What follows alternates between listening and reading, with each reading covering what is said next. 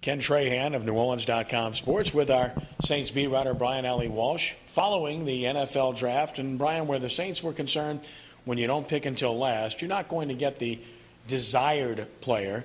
You're simply going to get the best athlete available, per se, and I think that's the route they took, don't you? Yeah, you're almost put in a reactive position, Kenny, where you'd like to be proactive, and I think they got proactive on the third day when they made their moves, but you're kind of left to the whims of other teams, and what you're kind of picking over the basement bargain deals, if you will, bargain basement deals. So yeah, it puts a lot of pressure on your scouting department, I think, because you have to do a very, very, very thorough job, and I think the Saints certainly did a good job of that. Yeah, three words come to mind for the Saints draft from my perspective, and they would be upside, potential, and developmental. Don't you feel that fits? And maybe one word too, the measurables. I love that word too. No, and the best player available, I think, certainly is an apt description of what they were looking for in this draft. And I don't think you can argue that I think they've got five certainly good prospects that could begin helping this team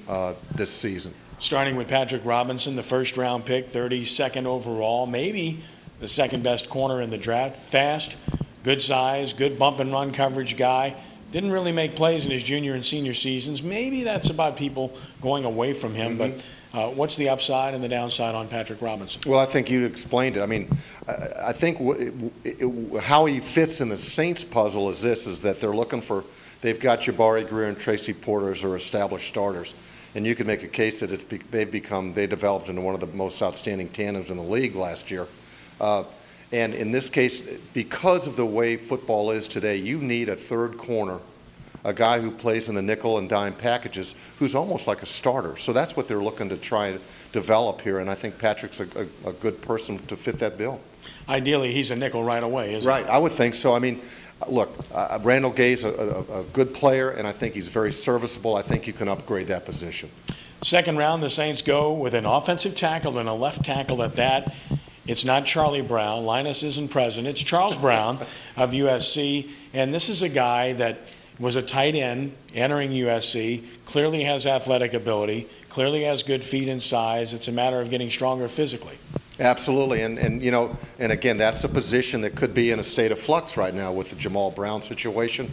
Obviously, there's not enough room for all these tackles on the roster. And they're going to, if Jamal is movable and they can acquire the right compensation for him in a trade, I think they'll try to do it this offseason. If not, they'll go through the season with him and make a move in the future offseason. But there's just too few rooms at the end to keep five tackles on the roster. Another move will be made, and Jamal Brown is a very valuable piece to try to fetch what you're looking for, in particular an outside linebacker or another defensive tackle. In the third round, the Saints get Jimmy Graham, and he was the most intriguing pick to me of all of them because of his story. And this is a guy that's over 6'6", 38-inch vertical jump, was a basketball player, basically 1 year of football. So you got to believe that he's barely scratched the surface of his ability. Well-spoken guy, and he really picked Jeremy Shockey as the guy he tried to pattern his game after, if not his lifestyle. And certainly that's a good guy to pick because Shockey's here and he might be able to mentor him. Antonio Gates, does it ring a bell? Yeah, perhaps. Basketball, I think those guys kind of paved the way for these kind of players, and obviously this guy is a prospect. I mean, he only played the one full season with the Hurricanes and put up some decent numbers in a reserve role. So, he's a guy that they can afford to bring along, and that's a position that we all know that is near and dear to both Sean Payton's heart and Drew Brees in the grand scheme. So, hey, I think I like the pick. The guy looks like he's got a lot of upside. There's that word again. We thought we'd have fun with it. Fifth round pick was Matt Tennant of Boston College. They traded up to get him. Before we talk about Al Woods, let's talk about Tennant in the fifth round. And Tennant, of all the guys, and the reason I'm going to him first, might be the most NFL ready, the most developed player in terms of where he's been. 41 straight starts in a major college program, worked with Matt Ryan, who thinks very highly of him. And this is a guy that clearly projects as a backup immediately and perhaps a starter within 2 years. Yeah, and I think, and again, this is one of those picks I think you can project. He's certainly a guy that if all things pan out, that he's a guy that would be a guy a year or two down the road, Jonathan Goodwin has been a very, very good center and productive center for this team. That's certainly, we're not trying to push him out the door. No. But I do think that this is a position. In addition, I think you're going to probably see Matt learn a little bit of guard, because the more you can do in this game, the better off you are. And on game day, again, if you want to be on the active day roster, you've got to be able to do more than one thing, in addition to maybe even play special teams. But I had an emailer say that he thought Matt could start next year. I'm not ready to deem him the starter in this offensive front, but it looks like he's got a good resume. Yeah, they like him, obviously. They traded up to get him. They also traded up to get Al Woods. We'll get to that last, but first, the 7th-round pick, Sean Canfield, quarterback, Oregon State. He's huge. He's 6'4". He was about 245, 250, lost about 20 pounds. Obviously is accurate, 68% completions in his senior year, and that cannot be ignored. Had the labrum injury, much like Drew Brees. Some would question his arm strength, but again, in the 7th round, I thought this was a pretty good pick. Well, you know, people probably say, well, why wouldn't you maybe go get him on the street? Because chances are he probably would be available, Kenny. But keep in mind, this is a business decision. If you wait for him to become an undrafted rookie free agent, then you've got to compete with other teams. Sometimes it drives the asking price up a little bit. So this way they get him. They don't have to discuss money. You come in and help. The guy, you know, it's a flyer. They're taking a flyer on a guy. And all I could think about is when they're in the quarterback meetings, you've got a 6'4" guy, and then you've got Drew and Chase Daniel.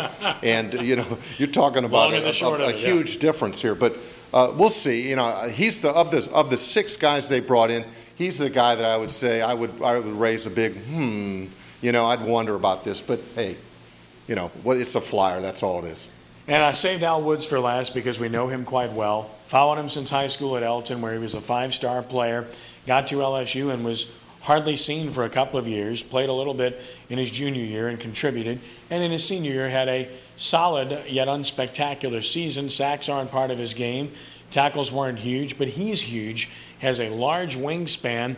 This pick was clearly all about potential and not productivity. Right, and this is more than a flyer. I think this fills a need, a guy that they felt could come in and play.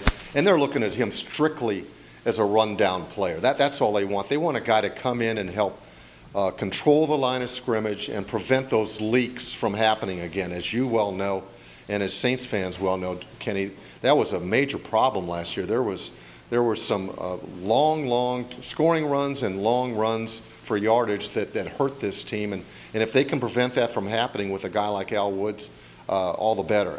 Yeah, he's a guy that's got a lot of potential. And I think in a locker room environment like the Saints, maybe the light will go off for this guy, you know, because he certainly has the potential. Yeah, you got Brick Haley as a coach at LSU last year, and he certainly learned a lot under Brick. So maybe there's a guy on the come that becomes a real surprise. On the other hand, history tells us that the guys that were productive in college are usually the guys that were productive in the pros. Right, but you know, and another thing, you bring up a very good point. I think Bill Johnson was very instrumental in helping acquire this guy, along with Greg Williams certainly. But Bill is the kind of coach that I think we'd all wish we would have had it at some point in our lives, because he does have the ability to tap that potential. And again, I bring up the locker room and I bring up the guys that are around Al Woods. These guys are going to help him become better. If he wants to become better, he'll be given that opportunity in this organization. Final thought, as we saw in your written blog, you attached a grade to what you thought the Saints had accomplished. Remind everybody of what that was. Yeah, it was a B. I mean, I thought it was a very solid effort, considering where they were picking from at the 32 spot and at the end of most of the rounds.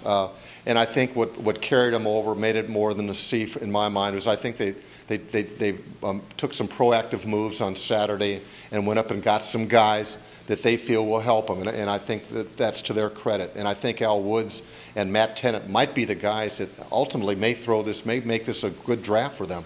Follow Brian Allee-Walsh's daily coverage of the New Orleans Saints here at NewOrleans.com Sports. Of course, off-season workouts taking place. Training camp coming up in July. This season starting in September. After the preseason in August, it never really ends, Brian, and we look forward to it. Thanks, Kenny. Yeah, it's just around the corner, so it'll be here before we all know it. Thank you.